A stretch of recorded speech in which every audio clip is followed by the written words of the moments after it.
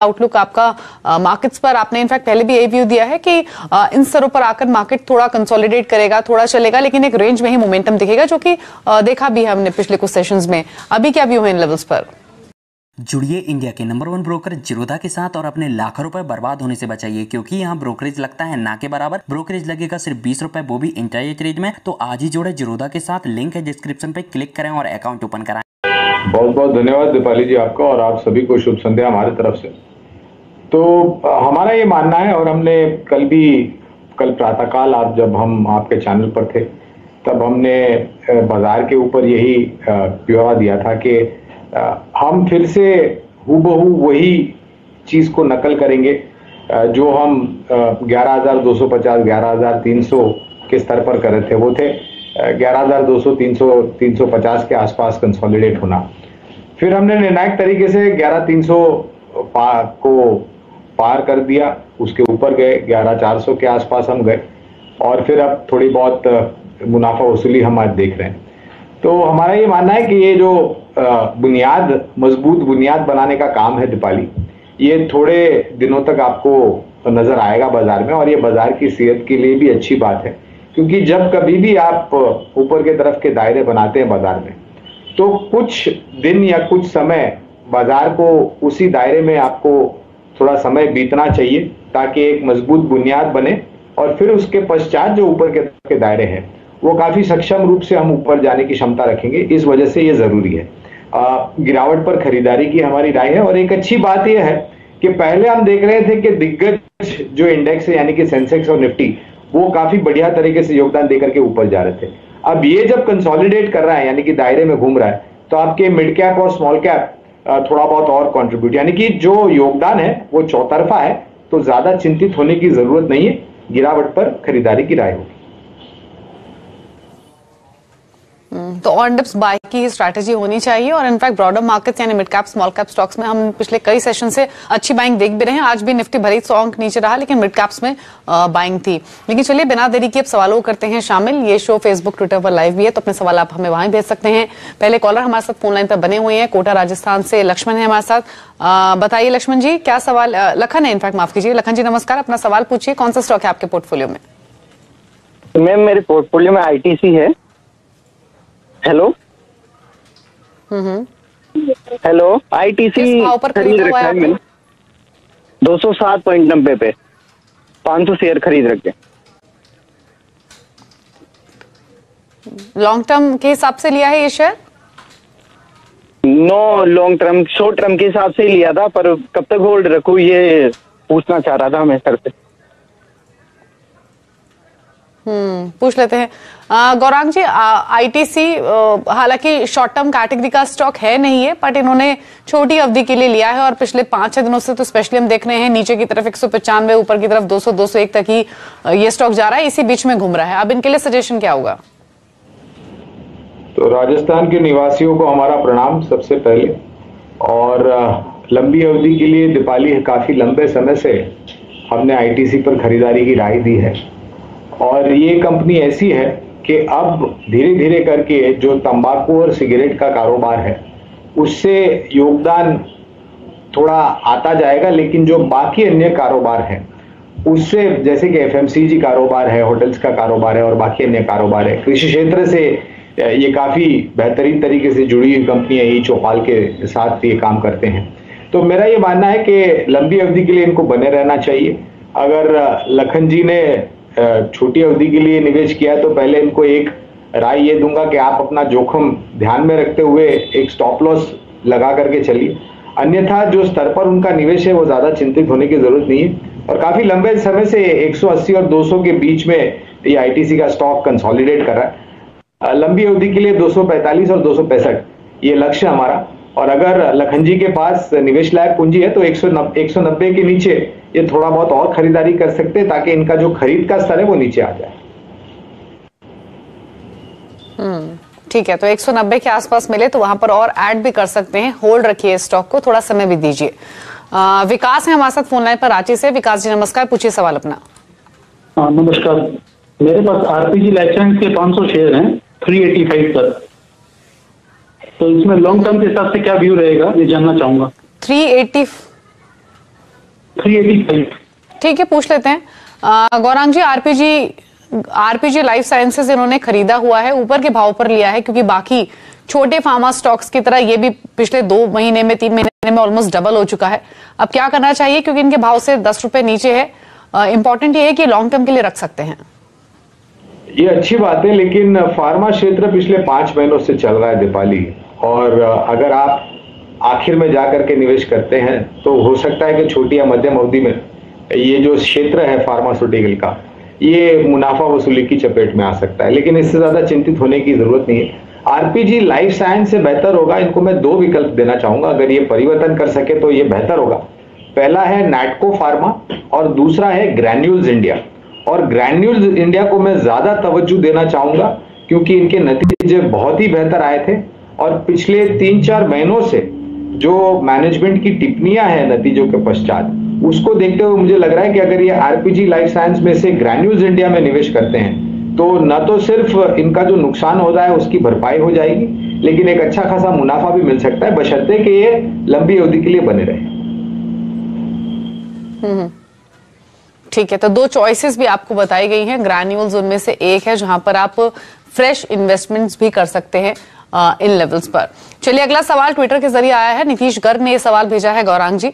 एक तो बिरला सॉफ्ट, इस पर ये राय लेना चाहते हैं, खरीदना चाहते हैं, इन्होंने लिया हुआ नहीं है बट नई पोजीशन ऐड करना चाहते हैं। और दूसरा, ये लॉन्ग टर्म के लिए इलेक्ट्रिकल सेगमेंट में एक स्टॉक लेना चाहते हैं। हालांकि इलेक्ट्रिकल सेगमेंट ये तो क्लियर नहीं है कि किस पर्टिकुलर सेगमेंट की बात कर रहे हैं, इलेक्ट्रॉनिक्स की बात कर रहे हैं या फिर कुछ और, बट आपका सजेशन क्या होगा?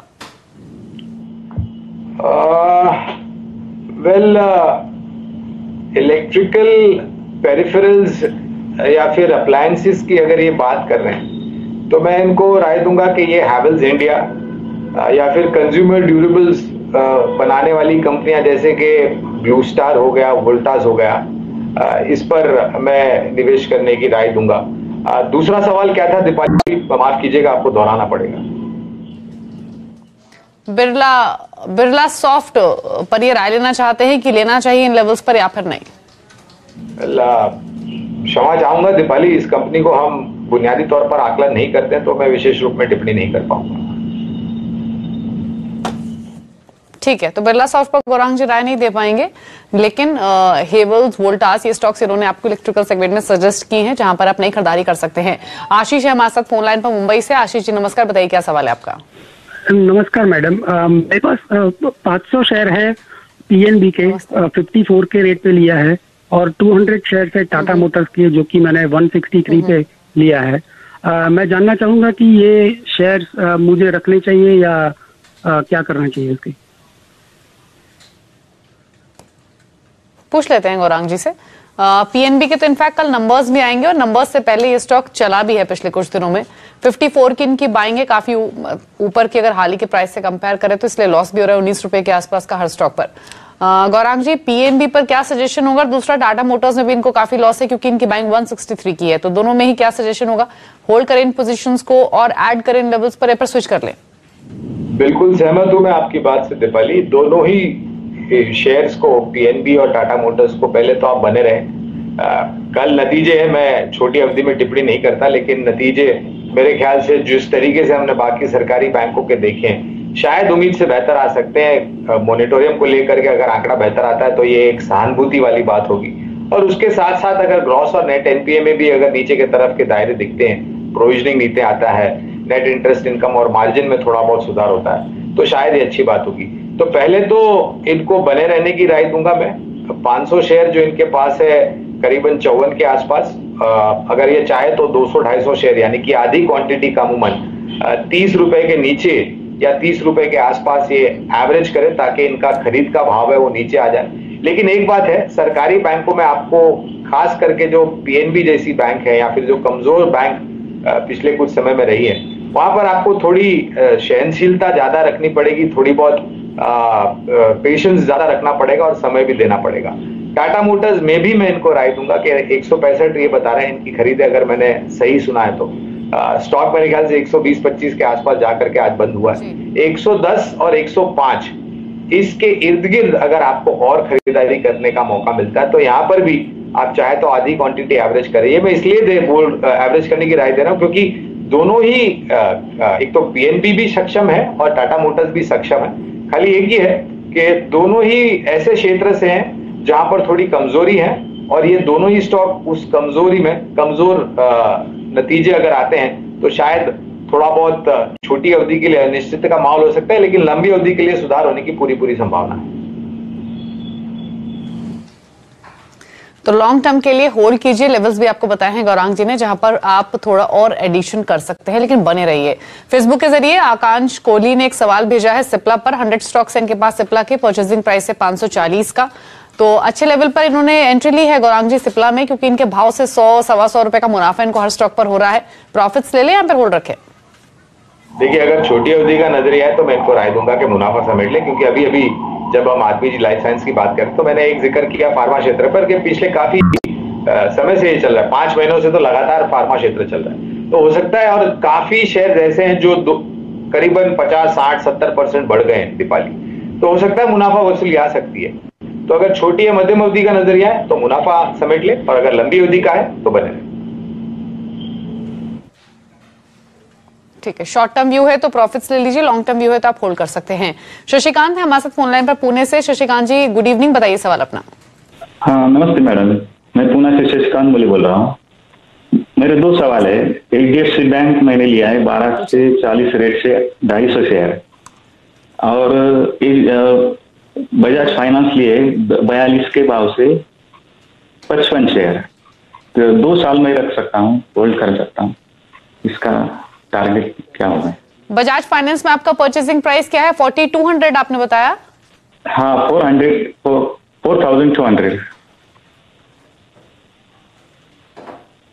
4,200, ठीक है। यानी ये कोविड के सिचुएशन से पहले की आपकी बाइंग है बजाज फाइनेंस में।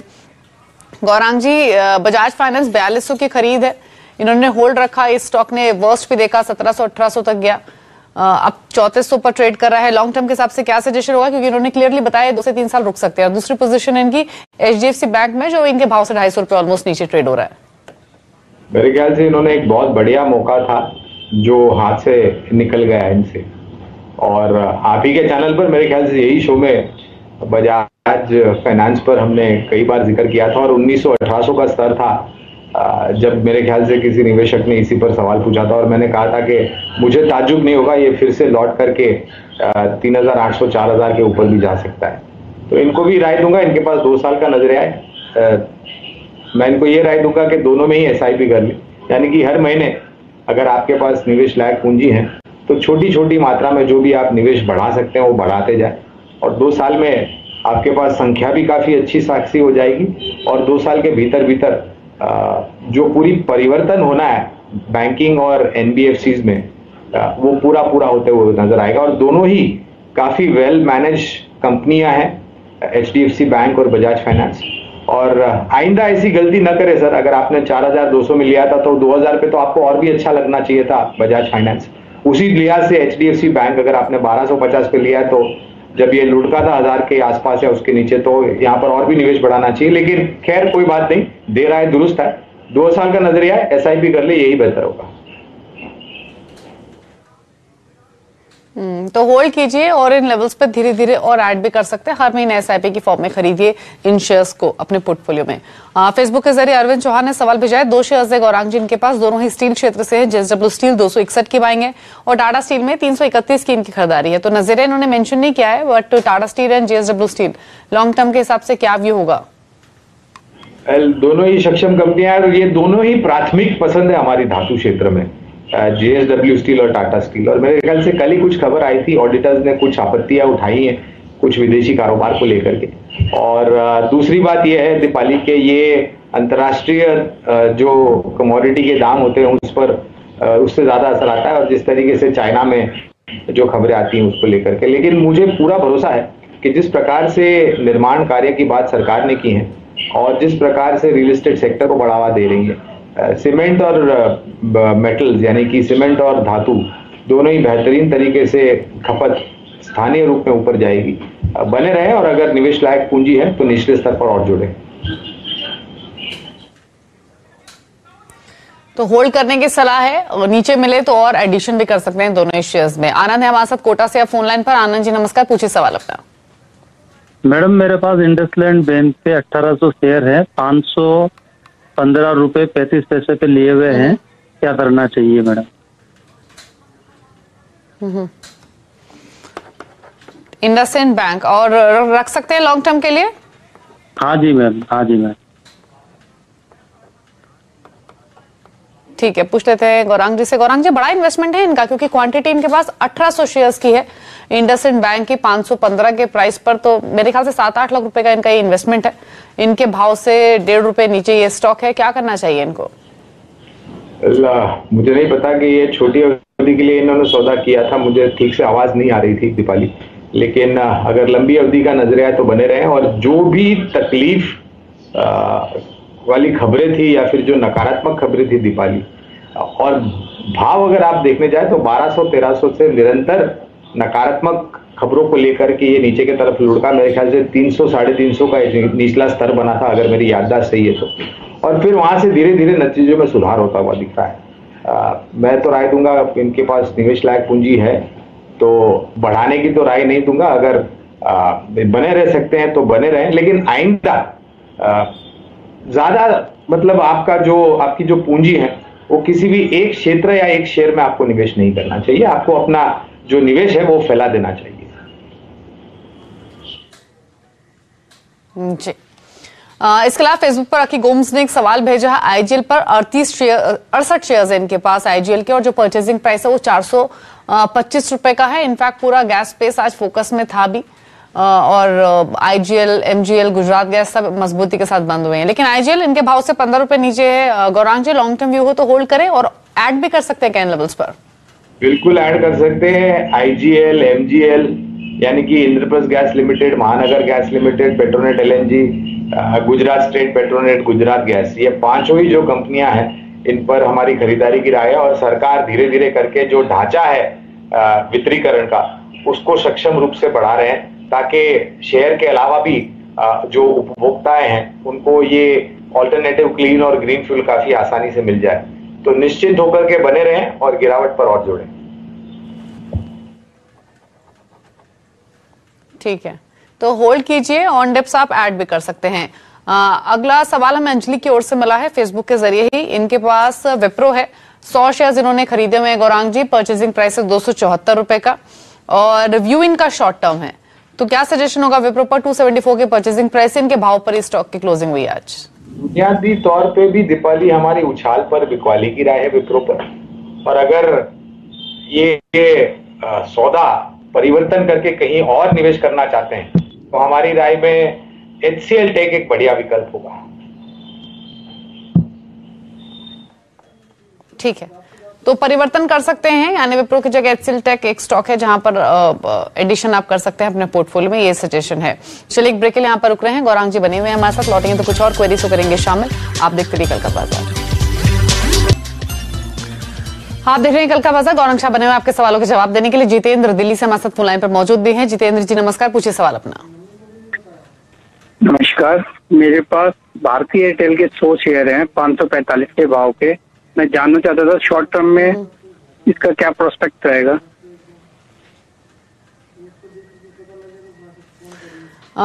ठीक है, पूछ लेते हैं गौरांग जी। भारतीय एयरटेल आपका पसंदीदा शेयर, लेकिन ड्यूरेशन जिसके लिए व्यू चाहते हैं वो आपको पसंद नहीं है शॉर्ट टर्म, क्योंकि इनका व्यू है। तो बताइए भारतीय एयरटेल क्या करें शॉर्ट टर्म के हिसाब से?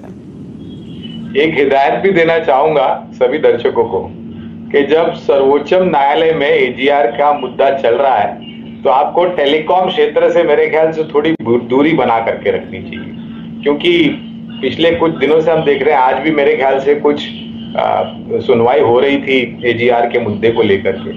तो जब आपको पता है कि एक क्षेत्र को लेकर के सर्वोच्चम न्यायालय, और वो भी जो मुद्दा है एजीआर का, वो कोई छोटी रकम नहीं है दीपाली, वो बड़ी रकम है, खास करके भारतीय एयरटेल और वोडाफोन के लिए। तो जब ऐसे मुद्दे हो तो आपको दूरी बना करके रखनी चाहिए, बशर्ते कि आप अगर अपनी समय सीमा परिवर्तन कर ले और लंबी अवधि का नजरिया है तो हमारा लक्ष्य करीबन 700 रुपए का है भारतीय एयरटेल पर। ठीक है, तो शॉर्ट टर्म के लिए नहीं, लेकिन हाँ लॉन्ग टर्म के लिए जरूर होल्ड कर सकते हैं स्टॉक को 700 के लक्ष्य के लिए। फेसबुक के जरिए एक सवाल आया है हमें सुरेंद्र रावत का, आरती ड्रग्स पर इनका सवाल है। 15 शेयर इन्होंने खरीदे हुए हैं और जो परचेजिंग प्राइस है इनका वो 2100 रुपए का है। आरती ड्रग्स इनफैक्ट गौरांग जी 2100 रुपए की परचेजिंग प्राइस है, क्या करना चाहिए इनको? होल्ड रखें, निकल जाए स्टॉक से, क्योंकि प्रॉफिट्स भी इनको ठीक ठाक हो रहे हैं 750 रुपए के, क्या करना चाहिए अब? देखिए, अगर ज्यादा लालच नहीं है और लालच रखनी भी नहीं चाहिए शेयर मार्केट में, क्योंकि फिर आपका जो मुनाफा है वो फिर कागज पे ही रह जाता है, नोशनल प्रॉफिट हो जाता है। पहले तो बुनियादी तौर पर लंबी अवधि के लिए हमारी आरती ड्रग्स पर खरीदारी की राय है। वॉल्यूम्स इस काउंटर में ज्यादा होते नहीं, थोड़ा बहुत ड्राई होता है ये काउंटर, लेकिन जो नतीजे आए थे मेरे ख्याल से कुछ समय पहले ही, कुछ दिन पहले ही इसके नतीजे आए थे और नतीजों को देख करके हम काफी संतुष्ट हैं। इनके ऊपर है, अगर छोटी अवधि का नजरिया है तो मुनाफा समेट ले, अन्यथा थोड़े बहुत शेयर बेच करके मुनाफा थोड़ा बहुत समेट ले, करीबन 40-50% जो संख्या है शेयर की इनके पास, वो बेच करके मुनाफा समेट ले। इससे क्या होगा दीपाली कि आपके जो बाकी के शेयर रह जाएंगे आपके पास, उसके दाम जो है वो काफी नीचे आ जाएंगे, क्योंकि आपने मुनाफा समेटा है करीबन 700 रुपया प्रति शेयर का। लेकिन अनफॉर्चुनेटली 15 ही शेयर है, तो शायद ये 5 शेयर बेच करके 10 शेयर पे बने रह सकते हैं। जी चलिए, तो सजेशन आपको दिया गया है आरती ड्रग्स पर और स्टॉक 18% ऊपर ये बंद हुआ है। आज खबरों में भी था 3:1 के रेशियो में बोनस की अनाउंसमेंट कंपनी ने की है, तो ये भी एक डेवलपमेंट हुई है आरती ड्रग्स से जुड़ी हुई। चलिए फिलहाल इतने सवाल करेंगे शो में शामिल। कोई डिस्क्लोजर आपकी ओर से गौरांग जी? बहुत बहुत धन्यवाद दीपाली जी आपका। निजी निवेश नहीं है, लेकिन हम इसी तरीके से राय हमारे क्लाइंट्स को देते हैं और आप सभी को शुभ रात्रि हमारी तरफ से। शुक्रिया आपका इस शो का हिस्सा बनने के लिए और सभी स्टॉक्स पर अपनी राय देने के लिए।